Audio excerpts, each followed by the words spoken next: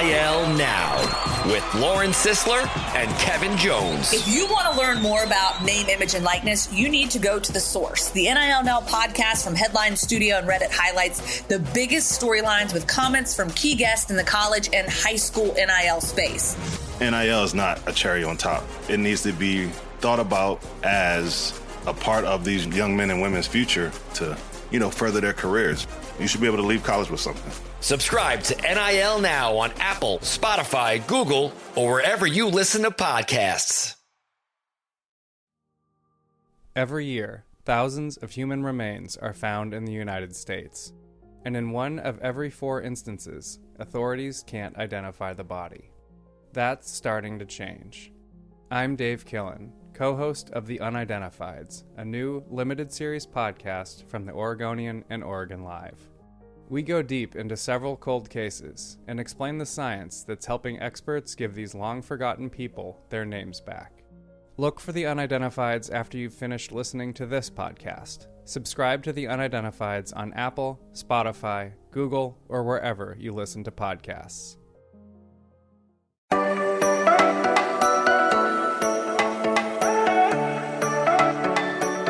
Welcome into another Tuesday edition of the Strictly Stripes podcast. Muhammad Ahmad, Andrew Gillis, and Mike Nislek with you on this fine Tuesday. And I mean fine when I say fine because it is gorgeous out in the tri-state area of Cincinnati, which is actually why I am taping this podcast outside. So if you hear the birds chirping and humming, we are getting closer and closer to summer. So yeah, today's May 9th as we're taping this. I think we're 2 weeks away from the start of summer. I guess it's Memorial Day when people like to use it as a start date. But before we get into today's action and fun, we want to remind you guys to sign up for our Cincinnati Football Insider Subtext service. You get all the latest news, updates, and analysis from me, Andrew, and Mike straight to your phone, cutting through the clutter of social media, through the cloth and clutter of social media. And we get to you, the fan, the reader, the listener, before the podcast, before we get to our stories online, before we get to social media. So go to cleveland.com/Bengals, click on the blue banner at the top of the page to sign up. It's $4.99 a month, but you get a 2-week free trial to start. It's well worth it. Make sure you do it. Again, that's cleveland.com/Bengals. So yesterday, for those who missed and didn't tune in, we talked about 3 big things, or at least a couple things, but it was mostly 3 big things that people are getting right about the Bengals. So today, naturally, I wanted to switch that and talk about 3 or more things that people are getting wrong about the Bengals. So I kind of asked you guys sort of, what do you think people are getting right? I wanted to change it up a little bit and kind of ask you guys. So I have some sort of prompts that are half hypothetical, half kind of out there, with what pundits are saying and what's out there on Twitter. And I wanted to kind of get your all's take and reaction on it. So I think the biggest one, and we've talked about this a lot, but it's worth bringing up now. One thing that you hear people say is, this is the best chance going into 2023 that Joe Burrow has to win a Super Bowl with that championship window he mentioned, which he said in his own words is his entire career. And, the reasoning is, after 2023, you lose a lot of guys. How many, we don't know, some inevitably, but you're going to lose a lot of your key players on offense and defense. So this is like the year. And if you don't get it this year, then it's just going to be even tougher luck from that point on. Do you think people might be wrong in saying that? Do you think no matter what happens with T. Higgins, Logan Wilson, Trey Hendrickson, Chido Awuzie, is this really the window, the tightest, best part of the window for Burrow to win a Super Bowl?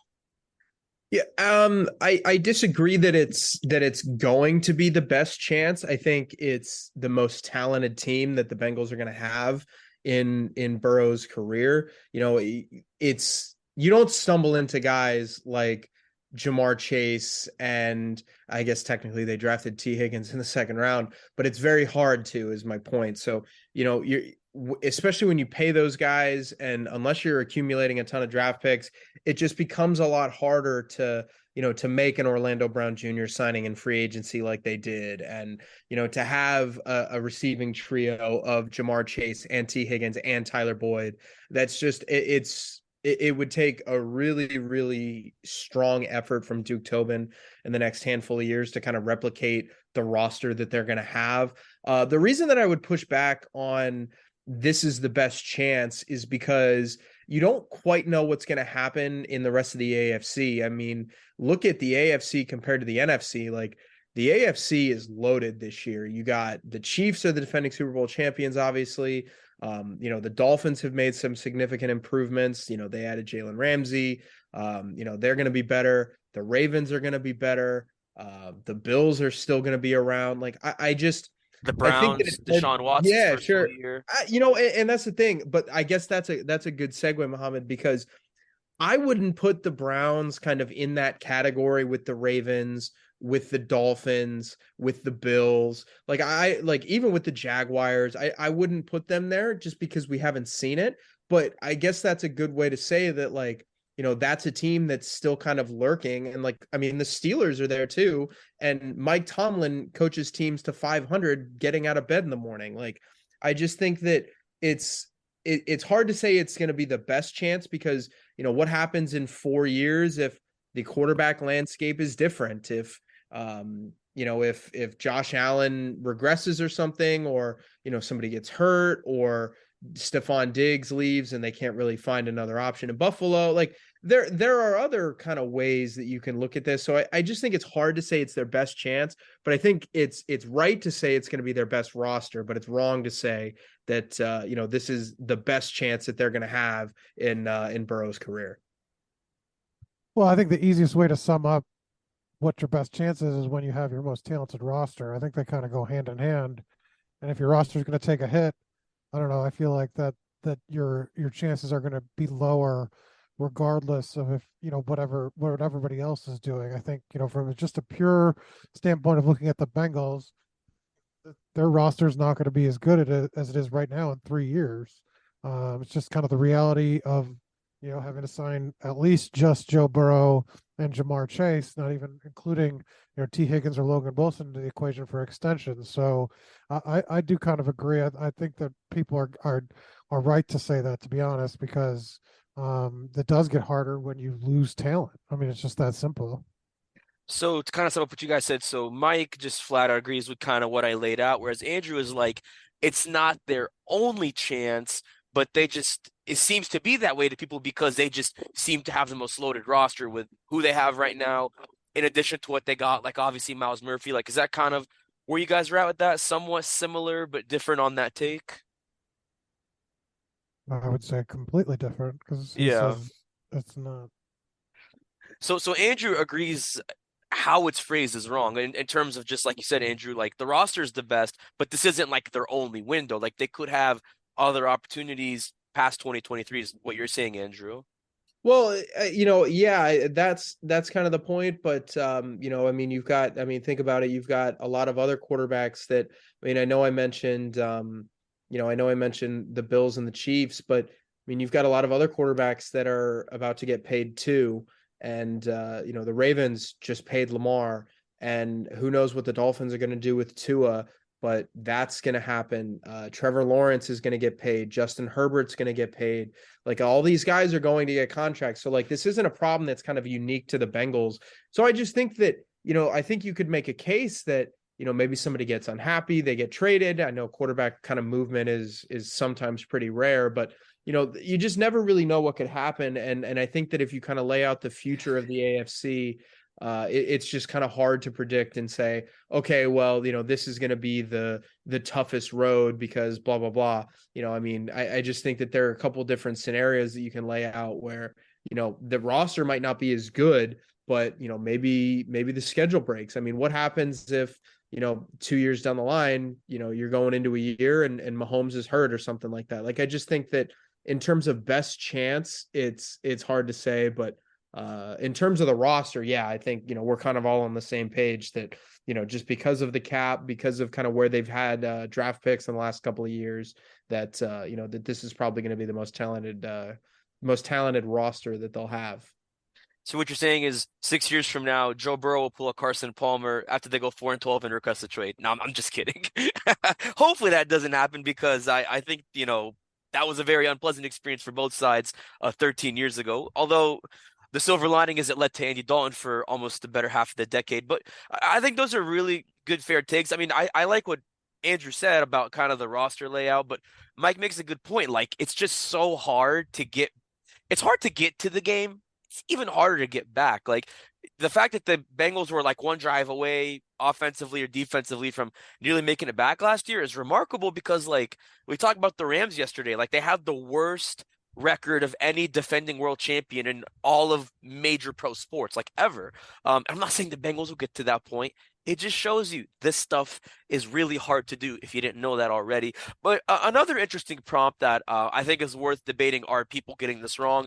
And again, these are things we've talked about, but I want to kind of just zoom in on them. The other one that I want to talk about is, people are saying, the Bengals, yes, they drafted Chase Brown. Yes, he's got good tape and his RAS score is pretty good and he's got high reviews, but, they didn't draft higher. They didn't do enough to replace Samaje Perine. And notwithstanding Joe Mixon's legal situation, like Joe Mixon has a lot of mileage on him. You don't know what you're getting out of him. And that maybe this could, at the very least, not help the Bengals, or it could hinder their offense next year, much like we kind of saw in the earlier half of the season last year.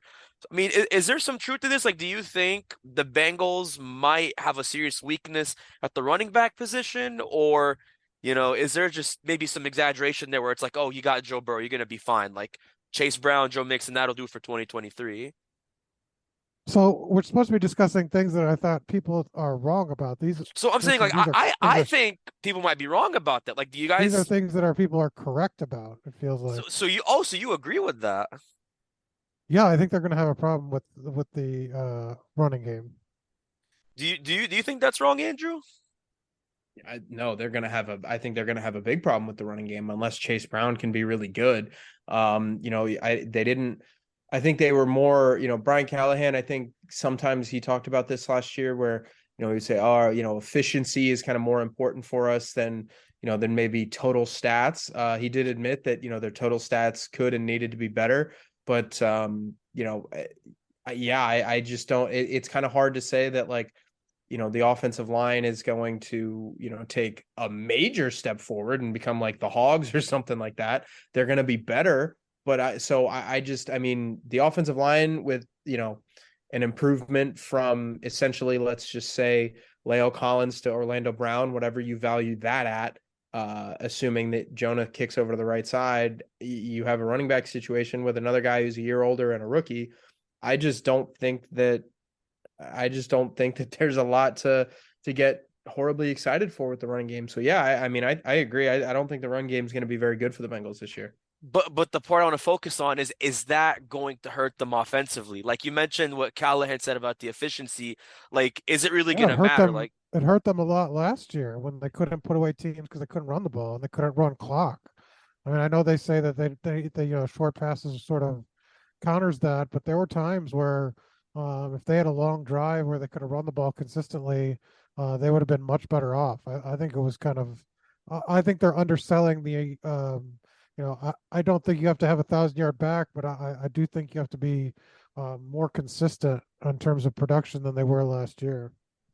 So, well, that's fair. I mean, I kind of mentioned, like, and just to your point, like the earlier half of last year, we saw that Joe Mixon had the meeting with the offensive line, and pretty much kind of before the bye week, up until like maybe 4 or 5 weeks after the bye week, they figured it out. Then they regress up until like, I guess like that playoff game in Buffalo where Mixon had over 100 yards, which I still think was more on the Bills defense than the Bengals O-line playing well.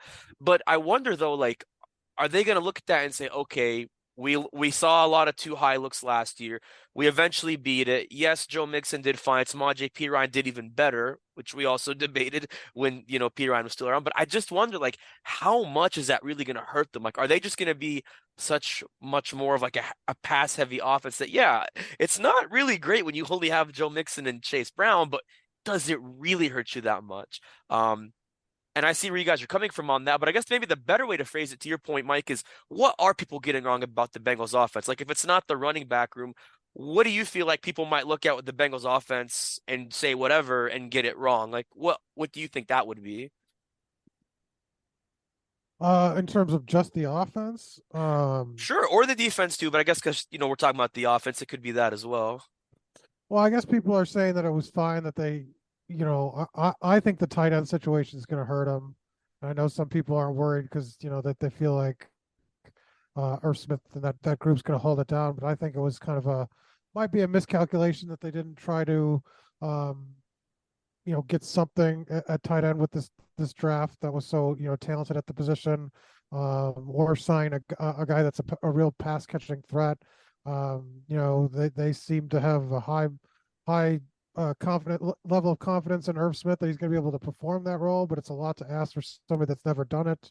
Really, in a way, Hayden Hurst did. And I thought their offense was at its best last year when Hayden Hurst was healthy and sort of, consistent and a big part of what they were trying to do. So I'm surprised they went away from that and didn't try to sort of add that element. And I think some people said, it's fine. It's not as important of a position, but so I guess that would be mine for the offense. Is that yours as well, Andrew? Or do you have a different spin on that? No, I actually think they're going to be fine at tight end.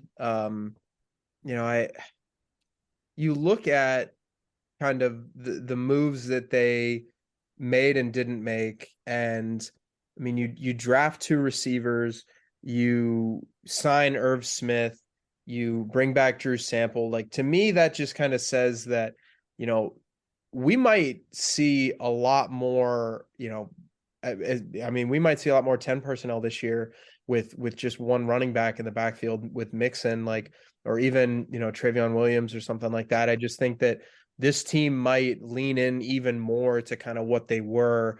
And yeah, Hayden Hurst was kind of a nice part of the offense last year, but I mean, you're not drafting a tight end in this room, or you're not signing a tight end in this room to come in and make, 80 catches and 90 catches, because look, unless you're drafting Travis Kelce or, Rob Gronkowski or whoever, it's really, really hard to kind of justify taking away targets from Tyler Boyd, T. Higgins, and Jamar Chase. So I don't think tight end is going to be a huge issue for them this year. So Mike brings up a really good point I want to talk about later in the podcast, kind of a good little teaser there. But before we get to that point, which again, Mike makes a very strong case there, and I think Andrew and I'll have something to say about that later. This is a prompt that I'm really excited to ask, because this is a prompt I could ask today, tomorrow, 3 months from now, and guess what, even 5 months from now, and we could still make a whole podcast out of it. But just simply want your thoughts on if people are getting this wrong when you have guys like, I believe, Chris Sims from NBC Sports and like 2 others I can't think of, who are saying that Joe Burrow will be your MVP in 2023. Way big of a stretch? Is Mahomes still the guy? Are other people still the guy to look at? Or are they on to something? I mean, I think you're on to something in the way, it's not necessarily like a hot take to say that, to say that Joe Burrow is going to win MVP. You look at the odds, and I think they're pretty steadfast with Mahomes, Burrow, and Allen being, either, exactly the same. I think I saw FanDuel earlier this week had them both at plus 700, and, other places have Mahomes as a slight favorite over those two. But again, we talked about, kind of what it takes to be an MVP last year, or last season, I should say. You need to be on a good team, which the Bengals are going to be. You would, by all, for all intents and purposes, they're going to be really good. You need to be a quarterback, unless a running back's going to run for 2,000 yards, or a receiver is going to have like 2,200 yards receiving or something insane. You need to be a quarterback. And I don't know. I just think that, it's fine to say that, that Burrow's going to win MVP. I don't necessarily think it's right or wrong. I know that doesn't really play into what we're doing here, but it's just that there's a group of I would probably throw like 4 guys into that list, maybe 5 if you want to include Herbert. I think it's Mahomes, Burrow, Allen, Hurts, and then 5 if you really, really like the Chargers. But again, is it going to be harder to say that Justin Herbert's the MVP if the Chargers go 10-7 and finish second in their division? Probably. I'd look at everything that's going on with the quarterback, arms build up basically across the league. And yeah, it's just, to me, I don't know if it's necessarily wrong to say that he's going to win MVP. It's just, he's got some pretty stiff competition. So I don't think it's necessarily right either. Well, I don't think it's wrong to say he's one of the favorites, and I think Right. that's kind of how I've seen it framed. I don't think anybody, says this guy's going to win the MVP. I mean, just say kind of the favorites, and along with Mahomes and that group of quarterbacks. I mean, that's certainly the case. I mean, he's played like it the last 2 years. They have the same kind of offensive core. I wouldn't say he's a lock. I mean, I wouldn't say any player's a lock because, you always bet the field. But yeah, I mean, he's certainly up there. One of a handful. Like you said, 4 or 5 guys that are going to be in that conversation. Well, I mentioned that really specifically for this podcast because I know like we talked about this countless times, and believe me, this is not the last time we're gonna bring this up. Like, especially even before the season starts. But I mean, just because I know Andrew's like Mahomes is the best player in the game, Mahomes is the best quarterback in the game, which again I think that's a separate conversation. Like that by itself is also another podcast. But I just wonder like if that's so definitive, like by that logic, is it wrong to say okay because Mahomes is the best in the game, then Joey B, unless he like somehow just blows everyone's socks off and outduels Mahomes because they're gonna play again next season, like they did the last 2 years. If he outduels him and just has better numbers, and yeah, at that point you can't really argue. But I was just kind of sort of basing it off Andrew's logic. Like, do you kind of know what I'm talking about, Andrew? Because I know like a lot of times you mentioned, oh, Mahomes is the best in the game. Like, but at the same time, is it like unfair to write off other guys like for MVP as well? To like Mike's point. Yeah, I mean it's obviously unfair because if you have one team that Jalen Hurts, I think there was a point at the end of last year where he was actually the betting favorite to win MVP. If I recall correctly, Mahomes might have been a little banged up. The Eagles were kind of on a tear, and Hurts moved into the lead. And then obviously, unfortunately, Hurts got hurt and missed the last couple games of the season or whatever it was. And, then it kind of flipped to Mahomes. So I just think that, it depends. It's certainly not a stretch to say that he's in that group for sure. It's just that, you never know what could happen if a team, especially in the NFC, God, I mean, you look at, quarterbacks like Dak or Jalen Hurts. I mean, if one of those guys goes, 15-2 or something like that, I think they're pretty much automatically in that conversation. I think you're being extremely generous to the Cowboys. Dak is a separate conversation, but the Cowboys going 15-2, that's a good one. Nice joke. But when we come back, we're not going to be joking around. We're going to get some serious business. Going back to a point Mike made about the roster questions around tight end and other stuff that we didn't really address with that post-draft that we're going to talk about. And before we get to our break, make sure you sign up for our Strictly Stripes newsletter. It is the best Bengals newsletter out there. It's free. It's in your inbox every morning, and it's easy to sign up. Go to cleveland.com/newsletters and make sure you select the Strictly Stripes newsletter to get the best reporting in your mailbox every morning from me, Mike, and Andrew. We'll be right back on the Strictly Stripes podcast. All right, thanks for staying with us on the Strictly Stripes podcast. So we pretty much spent the better half of this podcast talking about the opposite of what we talked about yesterday, which is, what are people getting wrong about the Bengals if they are indeed getting things wrong about the Bengals. And there was a good point Mike made about, we were talking about the Bengals offense. Like, are they going to be hurt a lot by the running back room and the fact that, they only went in the 5th round for a running back and you got Joe Mixon.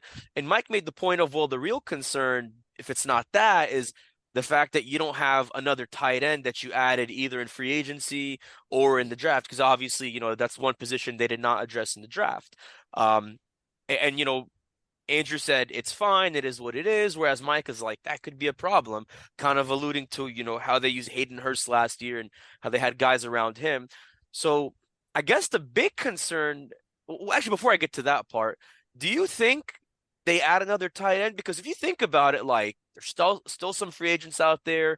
You get to cut down day, in the preseason. Maybe you pull like a Devin Asiasi and get them off of waivers from like New England. Like, do you actually see them like at some point now or then, like adding someone? And if so, like, how do you see them kind of going about that? Well, I mean, they could. I think kind of the more likely option is the one that you mentioned, where they do something that they did with Devin Asiasi last year, which is, you wait for cut down day. Some team moves on from a tight end and, maybe you like him as kind of a long-term project or somebody that can come in and, do a specific role. You're probably not going to get a day one starter, from a 53-man cut down weekend. But, I think that I think that that's way more likely than looking at this current free agent class and looking at kind of some of the names here. And, there's Kyle Rudolph and Cameron Brate and Mercedes Lewis, are those, Max Williams, are those guys that you really are, how excited can you really get over those guys? Nothing against those guys. It's just, I just don't think that, kind of they represent a significant upgrade, kind of what they have on the roster right now. Yeah, I don't see them signing anybody. I think they would rather, if anything happened, kind of develop a guy that they have on the practice squad. They got a couple of them, but I think their roster's set. I think that time has passed and that they've kind of made their decision on how they're going to roll. I just don't know if it was the right decision. So does that basically write off any possibility of return for Mitchell Wilcox, or do you think there's still a chance for him? Yeah, I think that ship has sailed unless there's an injury or something.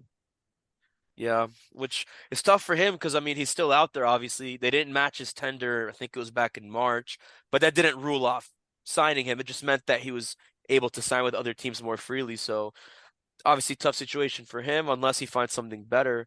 But, an interesting thing that I saw with The Athletic, Paul Dehner Jr. was talking with Mike Potts, who's the Bengals team director of scouting, and I'm quoting Mike Potts reading this, and he said to Dehner, if we would have moved back and traded again and added another pick, and he's referring to their first round pick, we could have taken a tight end, but as you go through the process, character and medical can eliminate some players.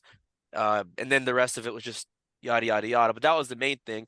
So there were offers that they were apparently fielding at number 28, once they got on the clock with, before they got Miles Murphy, which kind of, I think, leads to another question, it is what it is. You have Miles Murphy, and I think we all agree unanimously that's going to be a great addition and will be even better if he does well next year. But what if they did trade up and got 2 second-round picks, which, like I said, they have done before. It's been a while, but they've done it. You get 2 second-round picks. You still get a DJ Turner, but then maybe use that other one to get a Sam Laporta, who, he ended up going in the second round, or a Brendan Strange from Penn State. Could you see that being a possibility, or do you think you're better off doing what you did with Miles Murphy and maybe just getting a tight end later on at some point without having to trade down? Well, we talked about this today in a story we did, me and Andrew together, just about the idea of trading back and would that have been a better option? I made the example, I looked at the trade chart, and they would have probably been able to get, an additional mid third round pick and obviously a second round pick, for their first rounder. So you're looking at, they would have been able to get Laporta and sort of a guy in the mid third rounds. But Andrew's point was that pretty much eliminated the idea of, getting a impact pass rusher. And I agree, that was their only shot. I think the pool of players thinned out really quickly there after Murphy in terms of defensive ends or edge rushers. And so, I think they made the right decision. I just think they should have added a tight end in free agency or traded. I made this point when I was talking about how they weren't aggressive enough in general that, I would have let go a pick from next year to sort of get one of those early second round picks to land a tight end. I don't think I would have taken one of them over Murphy, but I think in addition to, would have made things a lot easier. Yeah, I liked that better. And that was a good story, by the way. For those of you who missed it, go to cleveland.com/Bengals. Mike and Andrew actually go much more in depth on that question, but just kind of get your thoughts on that since we're talking about the tight end room. I don't know. I think really if they add anybody at this point, it's going to be a Devin Asiasi-esque scenario where you get to the very end of August, you get the final cuts, and maybe you get Joe Schmo from whatever other team that you think could work, but I also think it really sounds like kind of the way they've talked about like Nick Bowers and Tanner Hudson. I think they really trust one of those guys to maybe compete to have that third spot with or against, Devin Asiasi. Because, it's basically going to be Irv Smith 1, Drew Sample 2. You would think Asiasi 3, but like Mike said, they probably want to see some development from those two guys I mentioned. And someone else they could add, at a final cut down. Just to kind of wrap up, and I feel like the real debate we had yesterday, for those who missed it, was talking about which city has the best food or like what cities have the best specific food. So I want to sort of revisit that question, but rephrase it a little bit. Just in general, not in terms of food, but just generally speaking, for leisure, for pleasure, what is a city you absolutely love to visit? Or if you can't think of one because you've been to so many places, what is a city you are absolutely dying to visit and why? Well, one of the cities that I really want to visit is Vegas. I might do that this summer where me and my friends are still kind of working on plans for that. But I really want to go to Vegas. I think, Mike said he was there a few weeks ago. That to me, I know he's experienced in that world. I just think that it's one of those things where, I'm kind of at a fun time to do it where me and none of my friends, we have kids. We don't have kids or anything like that right now. So we've got time and we've got, we can get a whole big group of us to go and kind of make, 8, 9, 10 of us out there. So I think Vegas would be the city that I want to visit the most. I knew you were gonna say it. I knew you were gonna say Vegas. But anyhow, Mike, what were you gonna say? Yeah, I go to Vegas. Try to get to at least once a year. The ideal is twice, but I mean, there's no better spot to visit. Or let me ask you this: is it Vegas that's the spot to visit, or is it the casinos that are the spot to visit? Oh, well, it's both. I mean, I can't separate it. I mean, I love the casinos, but I also think that there's plenty, the restaurants, the atmosphere, the hotels. I mean, it's a good place to be. Well, there's also See, tons of shows and there's tons. Yeah, like Mike mentioned, the food. There's tons of shows. There's now. I mean, they have hockey and they have football now. Like if you want to go see sports, you can do and that. soon baseball. Yes, exactly. Yeah. So there's a lot you can do. So if you're like me, you're like a strict Muslim like me who doesn't drink, doesn't gamble, doesn't do casinos. What is the ideal like fun stuff for Muhammad to do in Vegas? Because I've never been. Go somewhere else. You don't go to Vegas. I mean, be honest. Like, I mean, if it's not the spot for me, it's not the spot for me. Although I will say, I actually do have some Muslim friends who have been there, and they pretty much told me, like, because they're like me, they don't drink or gamble, do any of that, and they said like the hotels are cool, the food is cool, like the main strip. I guess there's like a main strip that runs through the city. Like, if you like nightlife, just seeing what's out there is cool. I think I'll probably visit Vegas at some point. I mean, I wouldn't put it top of my list, but like, I'd say it's on the list. I just don't know how high. I'd say for me, a city I love visiting is probably.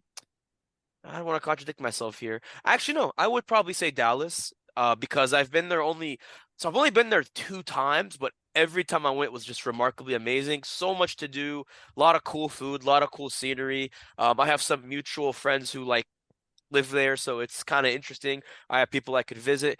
But as far as a city I'd want to visit, I kind of want to visit LA because I've never been to LA. I feel like LA is like a bigger coastal version of Dallas where like you have a lot to do, a lot to see, a lot to eat. You're just next to the beach, so like Long Beach, Santa Monica.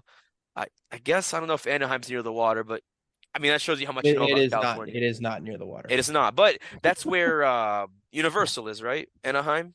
Uh, I don't know, but it's Disney. Universal's in Burbank. Disney's in Disney. Disneyland's in Anaheim, and they're outside the city.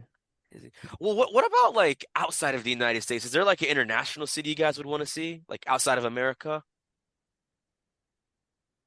Or have you not thought that far? Well, I want to go to Dublin.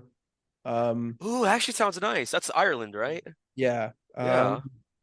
Venice would be good in Italy. Ooh, I like how you think. That's oh yeah. Yeah, I like how you think.